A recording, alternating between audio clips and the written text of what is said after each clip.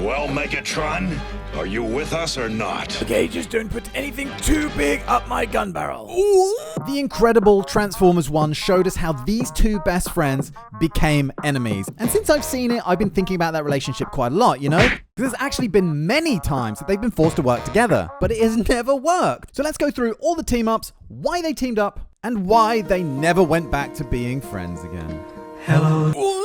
So hit like if you love Transformers 1, subscribe if you're new, and let's take a look at the roller coaster that is OPX Megs.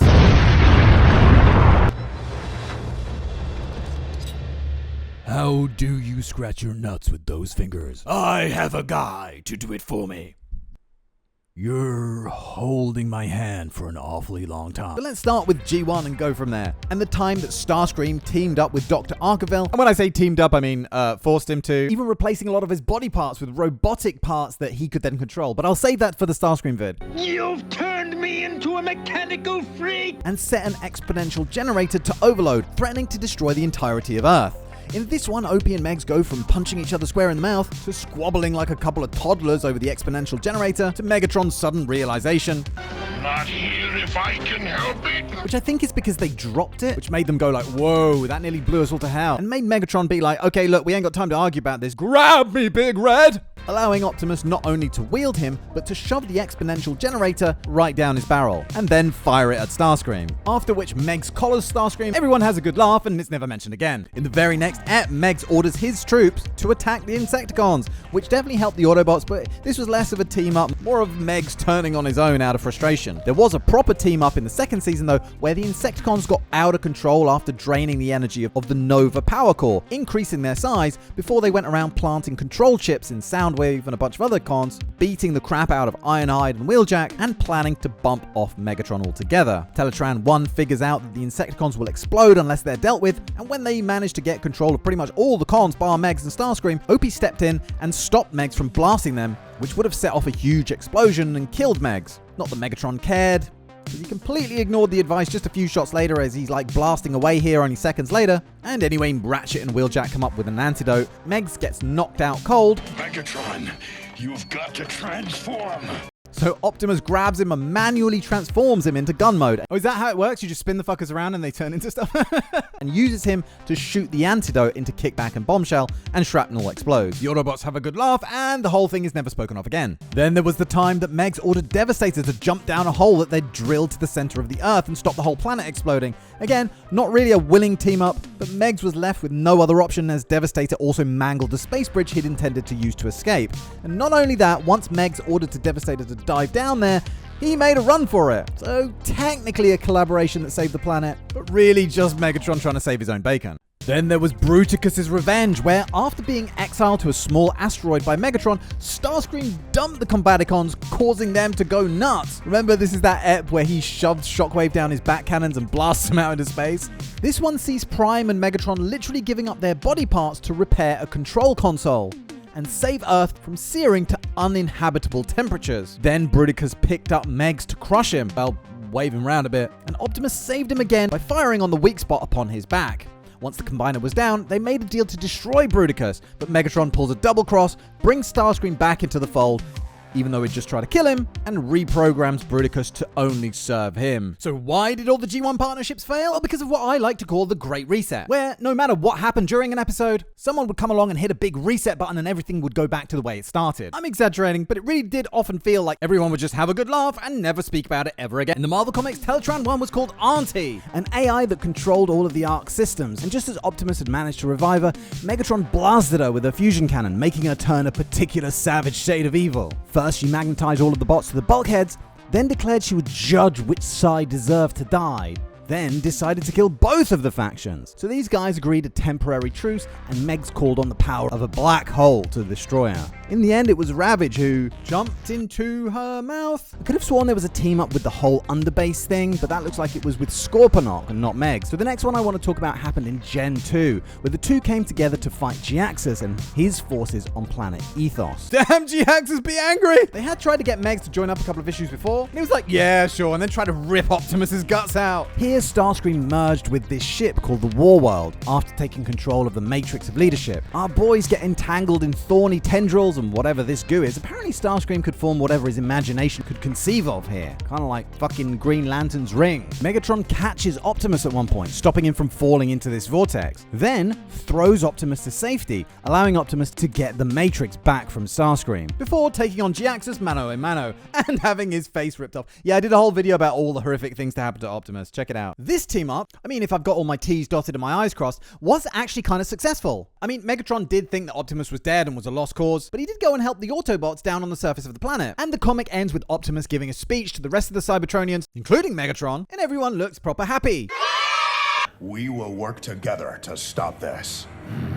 Cyberverse was one of those ones where they started out friends till Megs killed the High Council and the war broke out. They would have many peace talks throughout the course of the war, but none actually successful, until an episode called Dark Birth, where they ended up on the same side because guess who stole the Allspark and fused it with the knowledge of Vector Sigma to get super abilities and form an army of Scraplets. My children! Scraplets being the most terrifying thing to a Transformer in all of existence. And he bested both Megs and OP with them, but luckily they were saved by Cheetor, who was the guardian of the Allspark in this one. Permit you to leave now. You are welcome. They led a joint strike team against the Quintessons and the Judge. We will do this together.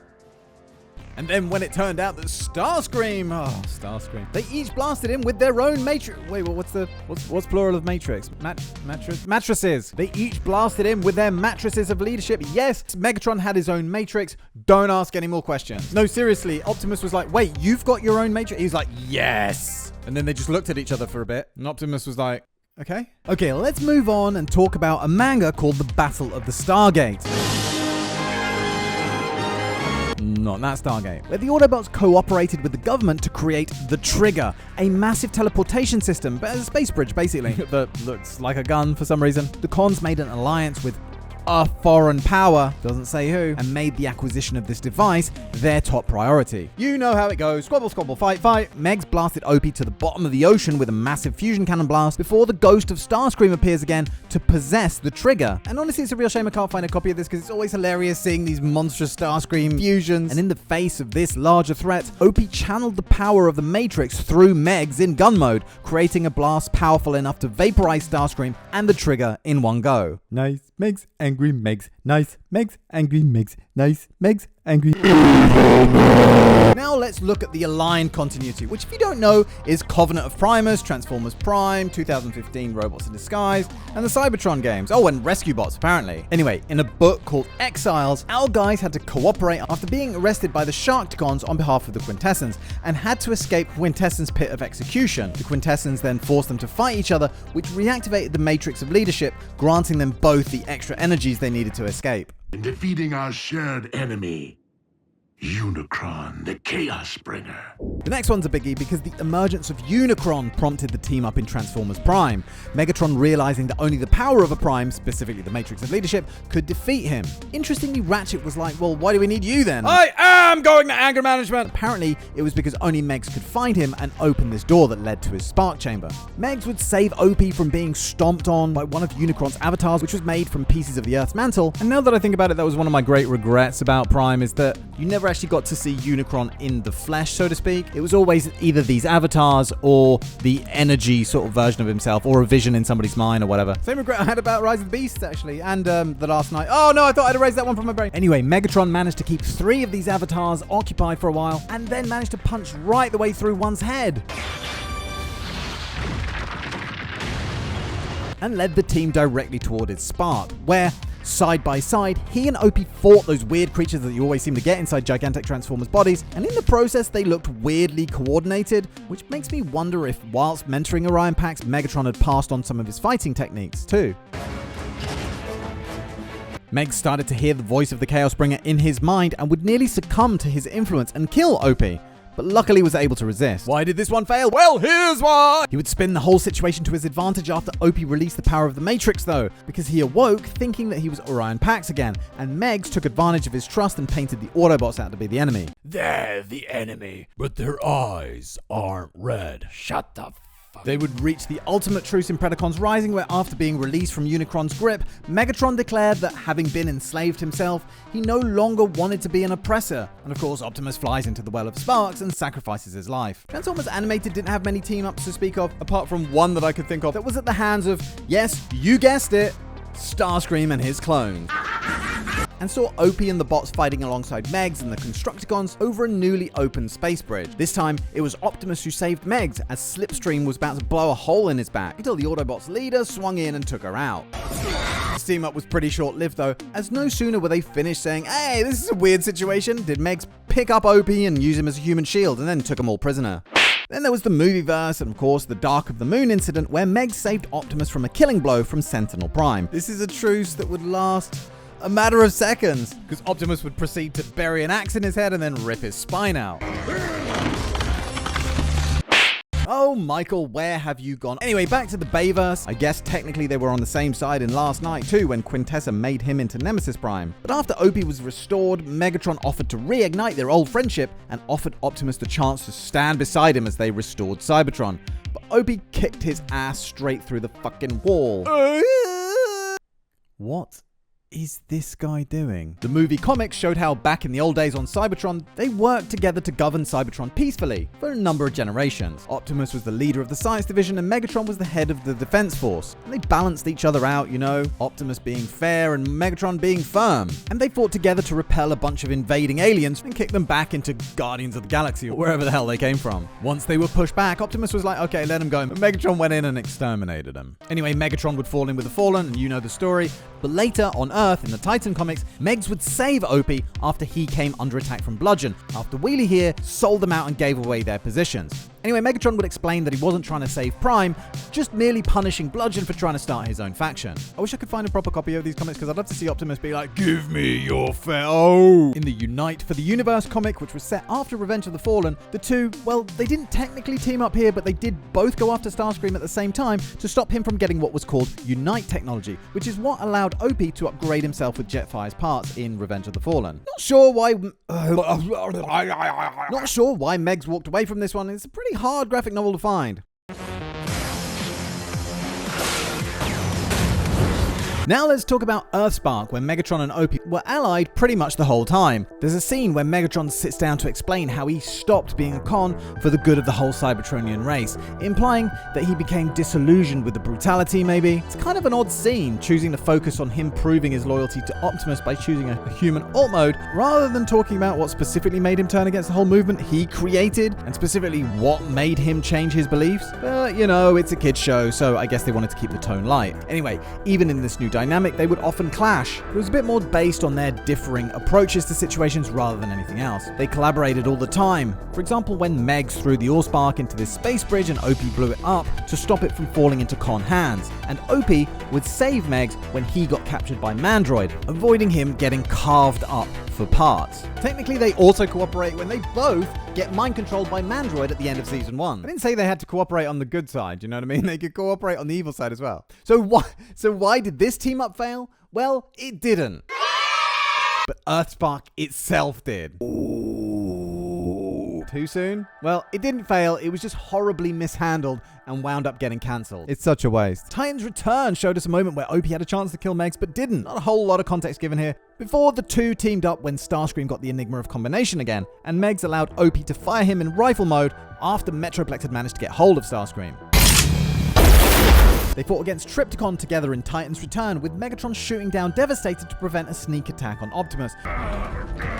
Oh my god! How do they not see how weird this is? Before Optimus was struck down and killed by Megatronus. As a result, he wasn't really in the next season, Power of the Primes, but Megatron took charge of the mission against Megatronus and ended up sacrificing himself, indirectly bringing Optimus back to life, because apparently Megatronus' defeat freed his spark from being tethered to the Well of Sparks. So why did this alliance fail? Well, because Megs died, but his sacrifice showed that some good had rubbed off on him, so it was a pretty successful team up. They also teamed up in the Mars Attacks crossover when the Ak aliens, are they called Ak Akak aliens? Why did I call the Martians Akak aliens? Oh, that's because that's the noise they make, right? I don't know. It's been a while. How did this alliance end? Well, after the Martians were beaten, Megatron just blatantly admitted he was going to go straight back to killing them all. So I guess this one failed because Megs never stopped being evil in the first place. So all the way back when Orion Pax was a police officer being trained by Cup and partnered with Ironhide, he found that Whirl had Megs holed up in a cell, accused of assaulting Impactor and a couple of others. Now, when Whirl started brutalizing the restrained Megs and he didn't resist, even though he probably could have ripped him to shreds, Orion was impressed with his pacifist ways. So Orion ordered him to be set free, something which really annoyed the Senate because they're deliberately put in there to silence him. I'm going to consider this Orion saving Megs' life here because Whirl was known to be pretty unhinged at the time, and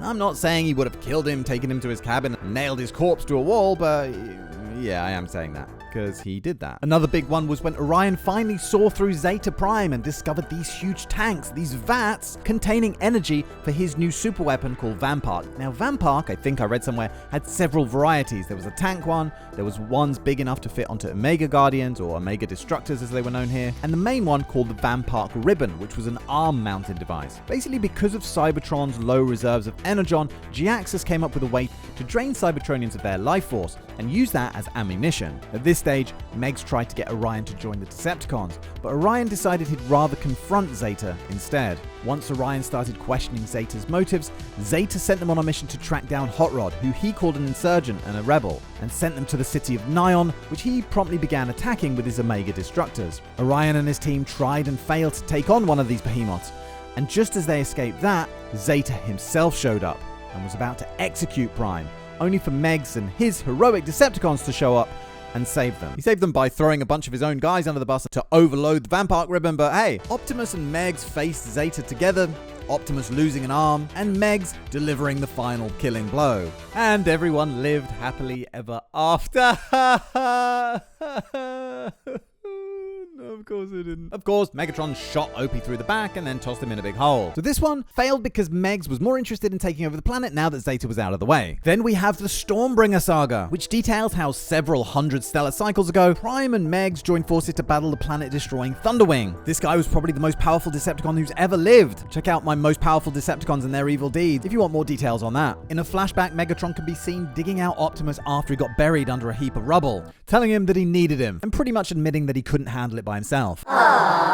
Later, when they were left with no recourse in the face of what seemed to be an invincible enemy, Megs advocated destroying the entire planet. Obviously, Prime was having none of it, and stated that if Megs tried, he would do everything to stand in his way. Megatron kind of grumbled off in a huff here, going, alright then. But he would later order Razorclaw to pull the trigger and blow the whole planet, and it's only because he saw that Optimus's attacks were managing to slow Thunderwing down that he paused on hitting the button. Thunderwing would eventually run out of energy, and Razorclaw cancelled the attack altogether. Now, it doesn't detail exactly what makes their alliance fall apart this time, but it's safe to say that it was Megatron going against their agreement here. Or put another way, Megs never stopped being evil in the first place. Then there was the time that Galvatron, remember in this continuity Galvatron and Megs were never the same character, fell under the sway of the entity known as the D-Void, which was the embodiment of the dead universe and wanted to snuff out all life and consciousness and just all the standard hypervillain cliches. Optimus had to sacrifice himself by throwing himself into the heart of Vector Sigma in order to cleanse it with the energies of the Matrix. And Megs just went apeshit, sustaining horrific injuries fighting the D-Void's colossal avatar.